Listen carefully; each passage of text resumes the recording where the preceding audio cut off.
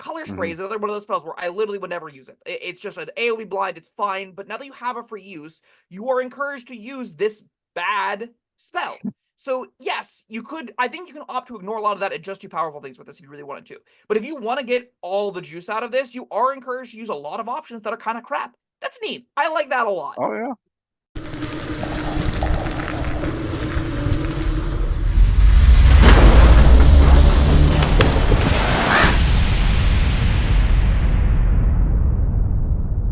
Hello, friends. Robert Bevan here, author of the Caverns and Creatures series of comedy, fantasy novels, and short stories. With me is Sam West, and today we're going a little bit further down into the Sorcerer hole with Lunar Sorcerer. The Sorcerer hole, huh? Oh, yeah. Okay. I love this thing. I think this elbow deep. Oh, good. Yeah. We're more like knuckle deep right now. We're not that far in the Sorcerer hole, right? Yeah, I love this. Is my favorite option I've never played. I think it looks really, really interesting. I think it covers a lot of sorcerer problems in a unique way without just giving you, oh, here's all the good spells, have fun, right? Which is what some other ones sort of do as the catch-all, and they don't really give you interesting features. I think this gives you really interesting features. I think it gives you a lot of fun decisions. I think this will get you to cast spells you otherwise wouldn't because of how they offer them to you. And the whole package comes around just to be this really high-level decision-making option in a game that's normally I just take the attack action every turn. And you can, I think, play this without having to turn your brain on that much. I think you can play this as just these are the spells I get. I'm just going to cast them and not really worry about them and just stick to this one route that I've already established. But if you want an option that's going to ask you to make a lot of decisions, to switch things around a lot, to, again, use spells you otherwise wouldn't, I think this should be right up your alley. Want to dive in? Yeah, let's do it. Okay. So at the first level, you get two features. You get Moonfire and Lunar Embodiment. So Lunar Embodiment says you learn additional spells when you reach certain levels in this class. As shown on the Lunar Spells table, each spell counts as a sorcerer spell for you, but it doesn't count against the number of sorcerer spells you know. So the first spells you get, at first level, you get Shield, Ray of Sickness, Color Spray. Third level, Lesser Restoration, Blindness, Deafness, Alter Self. Fifth level, Dispel Magic, Vampiric Touch, Phantom Steed. Seventh level, Death Ward, Confusion, Hallucinatory Terrain. And ninth level, Telepathic Bond, Hold Monster, and Mislead. Well, you don't get all of these, right? I mean, you get to choose which moon aspect, right? I'll continue. So whenever you finish a long rest, you can choose what lunar phase manifests its power through you, full, new, or crescent. While in the chosen phase, you can cast one first level spell of the associated phase in the lunar sorcery table once without expending a spell slot. Once you cast this way, you can't do so again until you finish a long rest.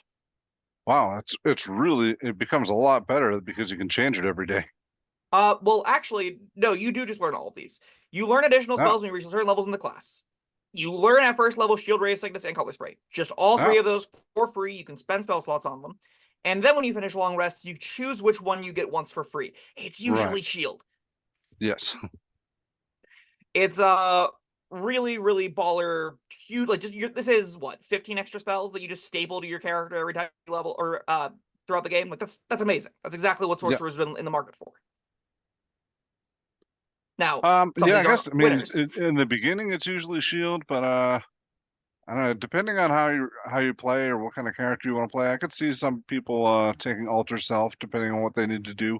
A free use of Phantom Steed seems great too, right? I think Crescent Moon will come up with a decent amount of time. Hold Monster at 9th level is great, and getting that for one free use from New Moon seems amazing. Oh, it's never mind. You don't get free use. It's specifically a first level spell, is what you always get with this. Without expending the spell slot, but for listeners at home, it's not that useful for us to continue talking about this until I think we finish more of the options, because all of this gets better and interchanges as you go down this option. The other feature you get at first level is Moonfire. So starting at first level, you can call down the Radiant Light of the Moon on command. You learn the Sacred Flame spell, which doesn't count against the number of sorcerer cantrips you know. When you cast the spell, you can target one creature as a normal target or two targets within 5 feet of each other. Cool. It turns it into Acid Splash at a better range with better cover avoidance and stuff. Neat. Yeah, and if you want other cantrips and you don't want to, here's your damage cantrip. Yeah, this I think it's just becomes your default damage cantrip, especially in the low tiers. And I do think Acid Splash and like the Death Domain twinning cantrip stuff is at its best at levels like 1 through 3. So this is actually, I think, a pretty great feature to get early on. Sure. So like in the low tiers before level 6, I think you're most often getting a free use of shield and then a bunch of bonus spells. Yeah. Level 6 changes things though, because we get Lunar Boons. So starting at level 6, the current phase of your lunar embodiment can affect your Metam Magic feature. Each lunar embodiment phase is associated with certain schools of magic, as shown here. So full moon gets abjuration and divination, new moon gets enchantment and necromancy, and crescent gets illusion and transmutation. Whenever you use Metam Magic on a spell of a school of magic associated with your current lunar embodiment phase, which that sentence alone will give a dozen new players headaches. You can reduce the sorcery point cost by 1 to a minimum of 0. You can reduce the sorcery point spent on your Metam Magic feature a number of times equal to your proficiency bonus and get them all back when you finish a long rest. This feature is cracked. Yes. Now, like, we've done a few other sorcerer subclasses, and a lot of them have features that are asking you to use your sorcery points to do different things in place of meta magic. This one is just emboldening you to use your meta magic more often. Not that's only nuts. that, if it feels like it's doing it in such a way that is both thematic to the option and is like empowering the whole of the class concept. I think from like a game design perspective, this is some of the best we've seen for Sorcerer because again, like you said, you're not getting sorcery points to compete with your other features. Right. You're getting a better reason to use sorcery points on specific things, which is way better for a player's perspective as far as like doing cool, powerful stuff. Now, is it too good? Maybe, but it is like it is genuinely fantastic as far as a cohesive vision for how to make a sorcerer subclass, I think. Yeah, because there's so many meta magic options that only cost 1 point anyway, and they're pretty good. And even the ones that cost 2, you're now doubling your potential usage of those. That's nuts. So like with Twin Spell alone, which I think is the easiest place to go here, you can do some pretty cracked things, but because none of them are evocation, you're encouraged to use Saber Dies or find the more narrow divination, enchantment, abjuration, illusion spells that do damage. Maybe if you want to twin things with damage, like you are kind of asked to find a few different little oddball play patterns. If you want to like really dive into character building, this is a really easy way to do it because empowering things through twinning, empowering things through empowered spell, even like twinning cantrips with this is going to feel pretty good if you're getting it for free. And you can get it for free for the sorcery point reduction here. It's a really, really neat feature, I think. Oh yeah, absolutely. It's hard to cover all of it because it's 6 schools of magic, groupings of 2, and then all of the meta magic in weird ways with this. So like I would go watch our meta magic videos. We'd go dive into decent depth on all of those talking about how good they are and whatnot. But like this will play well with a lot of them. Yes. And in some I think some ways you otherwise wouldn't consider doing because that discount is so massive. But we're not done for 6th level. We could be, but we're not. That's crazy. We also get waxing and waning. So at 6th level, you gain greater control over the phases of your lunar magic. As a bonus action, you can spend a sorcery point to change your lunar embodiment phase for a different one. You can now cast 1 first level spell from each of your lunar phase spells table once done spending a spell slot, provided your current phase is the same as the lunar phase spell. Once you cast lunar phase spell with this way, you can't again until you finish a long rest. So instead of getting 1 use of shield, ray of sickness, or color spray, you now get a free use of shield, ray of sickness, and color spray. I mean, this is more than we needed. Yes, it's sweet. This is so. Yeah, I'm going back thinking about all those barbarian subclasses that don't get crap, and now this is giving us 2 busted 6th level features. Yeah. I mean, all right, this one's not busted, but it's deeply interesting though, right? Yeah. The other thing that it does, you get to track which of the discounts you're getting for your spell schools, right? So you can switch between them as like a precursor to lining up another spell to get a spell slot, like a sorcery point discount, right? So this kind of spots you the sorcery point if you are going to switch to a school of magic for a free for use of a spell, or just to like get your necromancy ready to get a discount on the next few turns.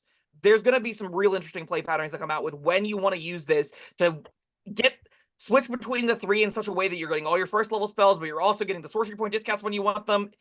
A ton of really fun little bells and whistles to play with as a player. Yeah, we're only at 6th level, and I'm ready to call this one of the most powerful subclasses we've had. Yeah. So I think there's a caveat there. the free spells you get are Color Spray and Ray of Sickness, right? And I Yeah. don't think those are like revolutionary. One thing I really like though is Ray of Sickness is, so let me see. It's a necromancy spell and it targets one thing, which means you can twin it at a discount, which is a really powerful option that uses Ray of Sickness in a way that I otherwise literally never would. Color Spray is another one of those spells where I literally would never use it. It's just an AoE blind, it's fine, but now that you have a free use, you are encouraged to use this bad spell. So yes, you could, I think you can opt to ignore a lot of that and just do powerful things with this if you really wanted to. But if you want to get all the juice out of this, you are encouraged to use a lot of options that are kind of crap. That's neat. I like that a lot. Oh yeah. Anyway, we got more features to talk about because we're like halfway through this option. So 14th level gives us Lunar Empowerment. Starting at 14th level, the power of the lunar phases saturates your being. When you are in a lunar embodiment phase, you also gain following benefits associated with that phase, which remember, you can change as a bonus action in a sorcery point. So there's full moon. You can use bonus action to shed bright light in 10-foot radius and dim light 10 feet and beyond that. In addition, you creatures of your choice have advantage on intelligence investigation checks or wisdom perception checks while within the light you shed. So it's a big everyone's better at seeing stuff. New Moon, you have advantage on stealth checks. In addition, when you are entirely in darkness, attack rolls have disadvantage against you. So things with dark vision don't benefit from dark vision in the way that you would expect them to, basically. And Crescent Moon is you have resistance to necrotic and radiant damage. Sure. This doesn't need to be that powerful, and I don't think it is. I do think jumping between full and new will be a cool reason to actually care about your phase out of combat, which I like a lot. I like they gave you a reason to care about your phases out of combat. I wish Crescent did the same thing. I wish it gave you a third kind of skill check. But as is, this is still just like a perfectly reasonable feature, right? Yeah, it's all right. Advantage on some skill checks. You're getting some upper level spells. You don't need this to be that powerful. It's definitely worse than everything we've talked about so far, right? Yeah, I'm still excited about my 6th level features. I'm okay with getting very little here. Finally, we have Lunar Phenomenon. So at 18th level, as a bonus action, you can tap into a special power of your current lunar embodiment phase. Alternatively, as part of the bonus action you take to change your lunar phase when using the waxing and waning feature, you can immediately use a power the lunar phase you are entering. Oh boy. So full moon. So basically, if you switch or as a bonus action while you're in one, you can use one of these. Full moon. You radiate moonlight for a moment. Each creature of your choice in 30 feet makes a con save against your spell save DC or is blinded until the end of its next turn. In addition, one creature of your choice in the area regains 3d8 hit points. And you can just do that as a bonus action for one sorcery point. Yeah. If you're in a different phase. If you're in the phase, you do it for free. We get New Moon, so you momentarily emanate gloom. Each creature of your choice within 30 feet makes Dex saving throw against your spell save DC or takes 3d10 necrotic damage, and its speed is reduced to 0 until the end of its next turn. In addition, you become invisible until the end of your next turn, or until immediately after you make an attack or cast a spell. That's pretty busted. Yeah, I like that. Pretty good. And we end on Crescent Moon. You can magically teleport to an unoccupied space you can see within 60 feet. You can bring along one willing creature you can see within 5 feet of yourself. That creature teleports to an occupied space of your choice you can see within 5 feet of your destination space. In addition, you and that creature gain resistance to all damage until the start of your next turn. Great. Once you use one of these bonus action benefits, you can't use that benefit again until you finish a long rest. Unless you spend 5 sorcery points, baby, and then you can use it again. I'm probably not doing that, but I like to have the option. This feature's like utterly cracked, right? Yeah. It's coming alongside 9th level spells. This thing's ridiculously good. This is a bonus action that is powerful, that has a lot of modality to it, that's really flexible. You're not going to have problems using all of it effectively with. This gets creatures off 0. This gets you invisibly out of danger. This can teleport allies out of danger or into danger. This is a hugely modal, powerful feature that cares about what phase you're in, that cares about what else you're doing with your spells and whatnot. It is a bonus action you can use alongside full casting, which is something that you really, really want on full casters. It's just great. It's great, right? Yeah. I don't think you're going to struggle to use literally all 3 of these, right? No, and in so many of these kinds of features, you get 1 use per long rest. Here you get 3. I mean, they're different features, but like you get to use all the features. That I'm excited about that. I genuinely think you will use Crescents, like the resistance to all damage, multiple times sometimes. I think you'll be sitting on 18 sorcery points, right? And because you get reductions, you can spend 10 of your sorcery points and have 8 left over with some discounts and some switching to just have 3 rounds where you and a buddy have resistance to all damage. That's ridiculous, right? That's true. I mean, like, yeah, I said you're probably not going to spend the points on this, but I forgot about the discount. I mean, if you got a play pattern you like with something that normally costs 1 point, you're just getting it for free. You don't need any sorcery points. It's crazy. Yep. It seems like really, really, really, really good. I don't think I've given it an S yet. I'm gonna give this an S. I think this is one of the best subclasses in the game. I don't think it's particularly close for basically every other sorcerer option, right? All right, This is a notch above the A tiers, right? I didn't realize we're including S in these, but yeah, sure, I'll go for that. Why not? It's fantastic. Yes.